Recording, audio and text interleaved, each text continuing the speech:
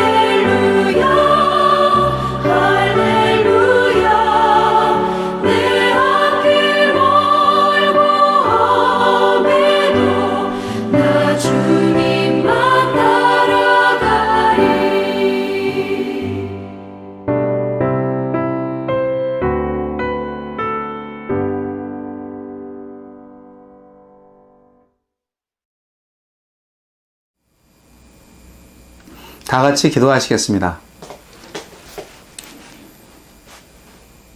거룩하시고 자비로우신 아버지 하나님, 모든 영광과 감사를 받아 주옵소서. 주님의 사랑과 은혜를 힘입어서 죽을 수밖에 없었던 영혼들이 주의 음성을 듣고 살아났습니다. 주님을 따라서 영생의 길로 갑니다. 그러나 이 모든 것들이 주님의 주권으로 이루어진 것임을 다시 한번 믿고 선포하고 감사와 찬양을 올려드립니다. 이 땅에는 아직도 주님의 음성을 듣지 못한 영혼들이 많이 있습니다. 그들을 향해서 주님의 손과 발이 되고 주님의 입술이 돼서 주님의 복음을 전파하기를 원합니다. 남은 인생 동안 하나님의 뜻을 따라 이 땅, 이 나라가 하나님의 나라가 되기를 소망하며 주의 뜻에 순종하는 주님의 일꾼 되기를 원하오니 주여, 주의 교회가 이 어려운 시대에 다시 한번 일어나서 하나님의 뜻에 합당한 주님의 일꾼으로 그 역할을 잘 감당하게 하여 주옵소서. 오늘 예배에 참여하는 하나님의 자녀들 마음속에 하나님만이 주시는 사랑과 평화를 주옵소서. 이 세상의 법칙으로는 도저히 우리의 진정한 행복과 영혼의 안식을 얻을 수 없습니다. 주님 깨달음 주심을 감사합니다. 이제 주의 말씀을 청종하여 하나님의 뜻에 따라서 진정한 영혼의 평안을 얻는 길, 그리고 다 함께 사는 길로 인도하실 주님을 찬양합니다. 오늘 예배 가운데 임재하셔서 우리가 각자 할 수 있는 일, 각자 감당해야 할 사명들을 잘 깨닫고 오직 주님만을 경배하게 하옵소서. 예수님 이름으로 기도합니다. 아멘.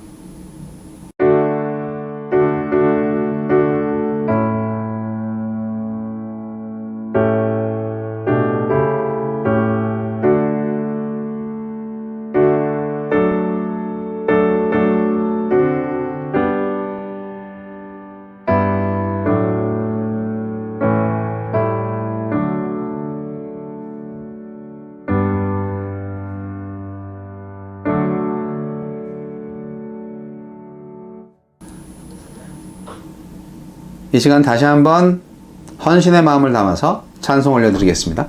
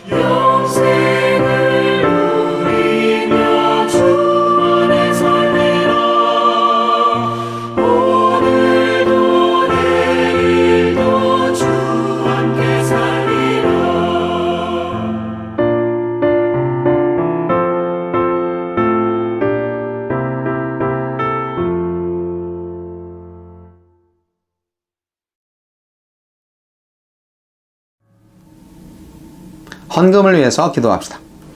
하나님 아버지, 우리가 어떤 것을 필요로 하든지 모든 필요한 것들을 채워주시는 하나님 아버지, 감사합니다. 우리가 헐벗고 굶주릴 때도 함께 하셨고, 우리가 등 따숩고 배부를 때에도 함께 하신 하나님 아버지. 인생의 행복은 물질에 있는 것이 아니라 영혼의 안식에 있음을 압니다. 그러나 할 수만 있다면 물질의 축복을 누리면서 하나님의 생명을 전할 수 있는 주님의 교회가 되기를 원합니다. 물질만능주의 시대에 물질을 선하게 사용할 수 있는 선한 부자로서 저희들이 살아갈 수 있도록 역사하여 주옵소서. 모든 것에 감사드리며 예수님 이름으로 기도합니다. 아멘.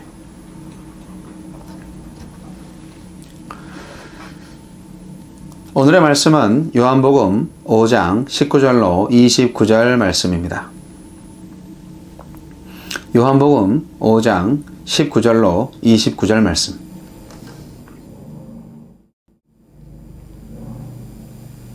그러므로 예수께서 그들에게 이르시되 내가 진실로 진실로 너희에게 이르노니 아들이 아버지께서 하시는 일을 보지 않고는 아무것도 스스로 할 수 없나니 아버지께서 행하시는 그것을 아들도 그와 같이 행하느니라.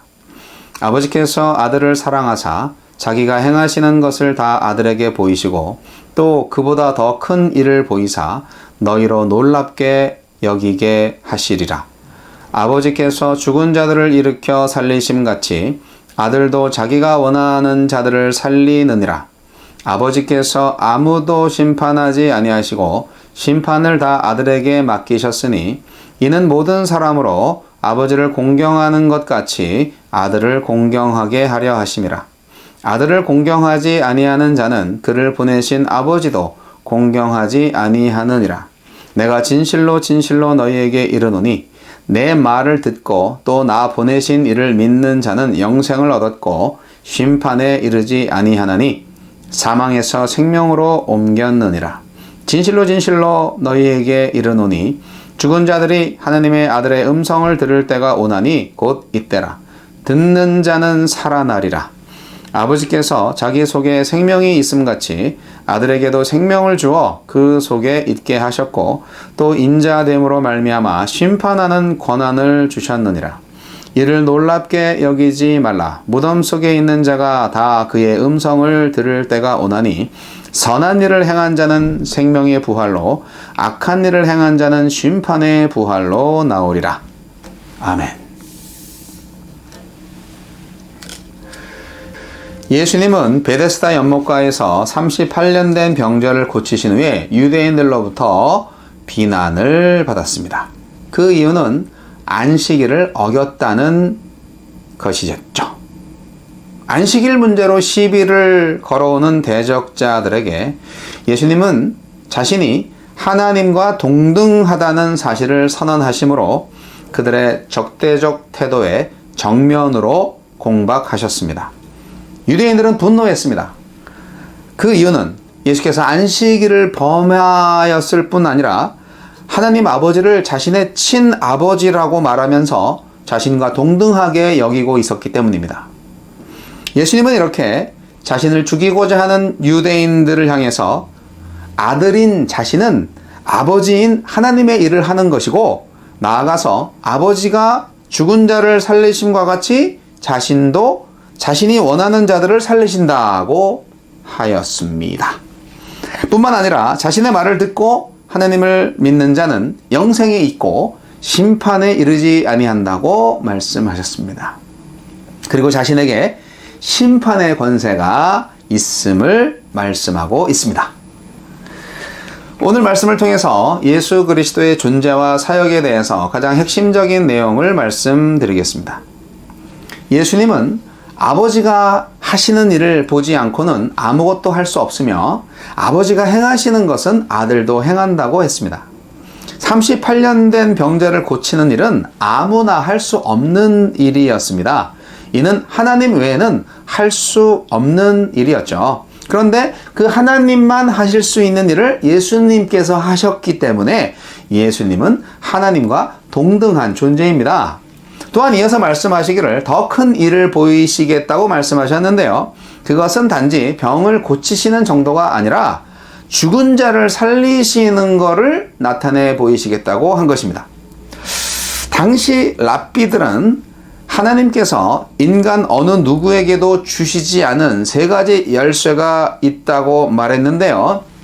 그것은 첫째로 비를 내리는 열쇠이고, 둘째로 여인의 태를 여는 열쇠이며, 셋째로 죽은 자를 살리는 열쇠라고 했습니다. 이 말에 근거하면 예수님께서 사람을 살리는 것은 하나님이라는 증거가 되는 셈인데요. 그러기에 예수님은 자기가 원하는 자들을 살리시는 일을 통해서 당신이 하나님임을 선포하신 것입니다. 그런데 여기서 자기가 원하는 자를 살려주신다는 말에 주목할 필요가 있습니다. 그것은 주님의 구원의 은혜가 선택적이라는 사실입니다. 내가 구원받기를 원한다고 해서 구원받을 수 있는 게 아니고요. 하나님이, 예수님이 구원하기로 작정하셔야 내가 구원받을 수 있다는 것입니다. 베데스다의 수많은 환자들 중에서 38년 된 병자만 고쳐 주셨습니다. 수많은 무덤 속 시체들 중에서 나사로만을 살려주셨습니다. 마찬가지로 이 땅의 수많은 사람들 중에 당신께서 선택하신 자만을 구원해내신 겁니다. 여러분, 그래서 저와 여러분이 구원받은 존재라는 사실은 정말 엄청난 은혜입니다. 우리가 이 은혜 안에 있다는 것에 대해서 우리는 무한 감사를 드릴 수밖에 없는 것이죠. 그런데 이렇게 살리시는 이야기를 하시다가 심판에 대한 이야기로 주제를 바꾸시는데요. 사실 살리시는 것과 심판은 다른 얘기가 아닙니다. 이것은 마치 동전의 양면과 같아서 구원과 심판은 하나입니다. 동시에 이루어진 것입니다. 생명을 구원하는 일에 있어서도 예수님은 독단적으로 행하시지 않고 하나님 아버지의 뜻과 함께 행하셨습니다. 그와 같이 심판도 하나님 아버지의 뜻대로 행하는데 이것을 오늘 본문에서 심판을 다 아들에게 맡기셨다고 하신 것입니다. 유대인들과 랍비들은요, 세상의 심판은 전적으로 하나님의 손에 있다고 믿었습니다. 그런데 이 일을 아들에게 맡기셨다고 하시므로 생명을 구원하는 일뿐 아니라 심판의 일까지 자신에게 있다는 것을 말씀하신 것입니다. 그래서 요한계시록은 예수님을 심판의 주로 묘사하고 있습니다. 요한계시록 5장에서 예수님은 인을 뗄 자로 등장하시고 인을 떼기 시작하시면서 심판을 진행하시는 분임을 또한 요한계시록 6장에서도 말하고 있습니다. 그리고 또 요한계시록 19장 11절에서는 또 내가 하늘에 열린 것을 보니 보라 백마와 그것을 탄 자가 있으니 그 이름은 충신과 진실이라 그가 공의로 심판하며 싸우더라 라고 하셨습니다. 예수님은 심판의 주님이십니다. 이렇게 심판을 아들에게 맡기신 이유에 대해서 예수님이 말씀하시기를 아버지를 공경함같이 아들도 공경하게 하려 함이다. 그렇게 말씀하셨습니다. 예수님은 죽으시고 부활하시고 승천하심으로 하늘 보좌에 앉으셨습니다. 그리고 장차 심판주로 오실 것입니다. 그래서 이러한 예수님에 대해서 빌립보서 2장 10절로 11절에는 이렇게 기록했습니다. 하늘에 있는 자들과 땅에 있는 자들과 땅 아래에 있는 자들로 모든 무릎을 예수의 이름에 꿇게 하시고 모든 입으로 예수 그리스도를 주라 시인하여 하나님 아버지께 영광을 돌리게 하셨느니라. 아멘. 예수님은 심판주로 이미 공경을 받고 계십니다. 요한복음 12장 48절에도 이렇게 기록되어 있습니다. 나를 저버리고 내 말을 받지 아니하는 자를 심판할 이가 있으니 곧 내가 한 그 말이 마지막 날에 그를 심판하리라. 자, 그러면 심판의 기준은 무엇입니까? 심판의 기준은 믿었느냐, 믿지 않았느냐입니다. 무엇을 믿는 것일까요? 네. 그것은 예수 그리스도께서 나의 죄를 위하여 죽으셨고 그로 말미암아 나의 모든 죄가 사하여졌다는 사실을 믿는 것입니다. 이렇게 영생을 얻은 자에게 본문에서 한 가지 더 말씀하고 있는 것이 있는데요. 그것은 바로 심판에 이르지 아니한다는 것입니다. 영생을 얻었고 심판에 이르지 아니한다. 예, 하나님의 백성은 심판을 받지 않습니다. 성도는 최후의 심판 때에도 심판을 받지 않아요. 애굽에서 이스라엘 백성들이 나와서 홍해를 건널 때 하나님의 백성들은 마른 땅을 건넜지만 애굽의 군사들은 수장되었던 것과 같습니다. 요한계시록 14장에서 종말의 때에 성도는 알곡으로 먼저 추수되어 천국에 이르고 하나님을 대적하는 자들은 포도주를 밟듯이 심판을 받게 됨을 말씀하고 있습니다. 에스겔 9장에서도 요한계시록 7장과 14장에서도 이마에 인을 친 자들은 심판을 받지 않는다고 한 것이 성도는 심판을 받지 않는다고 하신 말씀의 증거들인 것입니다. 그래서 로마서 8장 1절로 2절에서 그러므로 이제 그리스도 예수 안에 있는 자에게는 결코 정죄함이 없나니 이는 그리스도 예수 안에 있는 생명의 성령의 법이 죄와 사망의 법에서 너를 해방하였음이라고 말씀하고 있는 것입니다. 자, 오늘 읽은 본문 중에서 요한복음 5장 25절 말씀을 다시 읽겠습니다. 진실로 진실로 너희에게 이르노니 죽은 자들이 하나님의 아들의 음성을 들을 때가 오나니 곧 이때라. 듣는 자는 살아나리라. 아멘. 여러분, 죽은 자들이 하나님의 음성을 들을 때가 온다고 하고 있습니다. 여기서 죽은 자들은 육신이 죽은 자를 의미하는 것이 아니라 영혼이 죽은 자들을 의미합니다. 그런데 이들이 하나님의 아들의 음성을 들을 때가 온다고 합니다. 여기서 아들의 음성은 곧 복음입니다. 예수님의 말씀과 예수님에 대한 이야기입니다. 이렇게 들어야 하는 이유는 뭡니까? 그 말씀을 들어야 사니까요.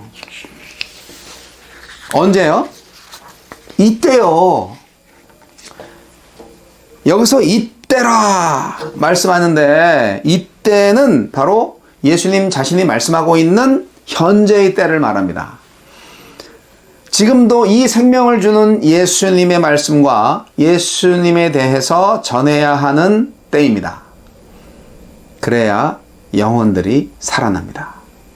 그래서 로마서 10장 14절은 그런즉 그들이 믿지 아니하는 이를 어찌 부르리요 듣지도 못한 이를 어찌 믿으리요 전파하는 자가 없이 어찌 들으리요 라고 하였고, 로마서 10장 17절에는 믿음은 들음에서 나며 들음은 그리스도의 말씀으로 말미암았느니라고 한 것입니다.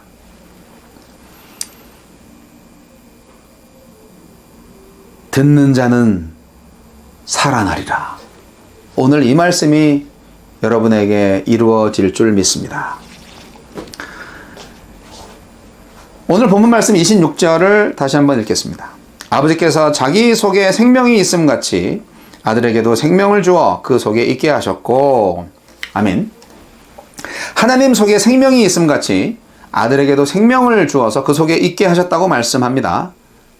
그렇습니다. 하나님은 생명입니다.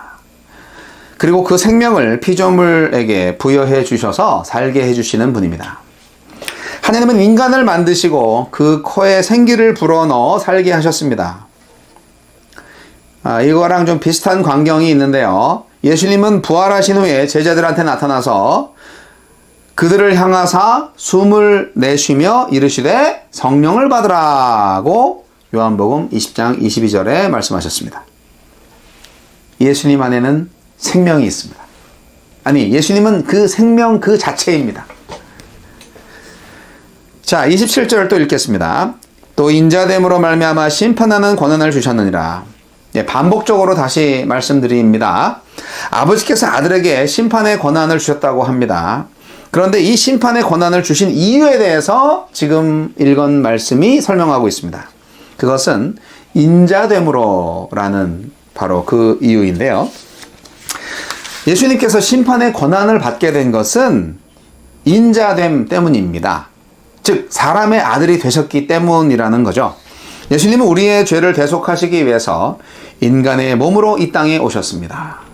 그 이유는 인간들의 죄를 대속하시기 위해서는 죄 없는 인간으로 오셔야 했거든요.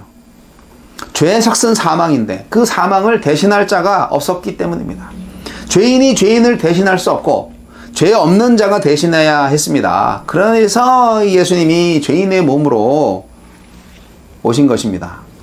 아니, 죄는 없는데 죄인들의 그 죽음의 대가를 대신하시기 위해서 죄 없는 인간의 몸으로 오셨다고요. 예수님께서 인간의 몸으로 오신 이유에 대해서 히브리서 2장 14절과 15절은 이렇게 기록하고 있습니다. 자녀들은 혈과 육에 속하였음에 그도 또한 같은 모양으로 혈과 육을 함께 지니심은 죽음을 통하여 죽음의 세력을 잡은 자 곧 마귀를 멸하시며 또 죽기를 무서워함으로 한평생 매어 종로로 타는 모든 자들을 놓아주려 하심이니. 아멘. 예수님은 이렇게 친히 하늘 보좌를 버리시고 인간으로 이 땅에 오셔서 우리에게 생명을 주셨고 나아가 심판의 권세까지 받으셨습니다. 주님은 말씀으로 심판하십니다. 조금 전에도 25절에서 말씀드렸듯이 듣는 자는 살아납니다. 마찬가지로 예수님께서 말씀으로 심판하셨듯이 지금 성도들도 주와 함께 말씀으로 이 땅을 심판하고 있습니다. 성도들이 복음을 전할 때 사람들은요, 그 복음을 듣거나 거부함으로써 생명의 길과 심판의 길 두 가지 길 중에 한 길을 가게 되는 것입니다. 오늘날 성도인 우리들에게 부여된 복음 전도의 사명은 엄청난 은혜와 권세입니다. 오늘 본문 말씀의 마지막 구절 28절, 29절 읽어드리고 말씀을 정리하도록 하겠습니다. 이를 놀랍게 여기지 말라.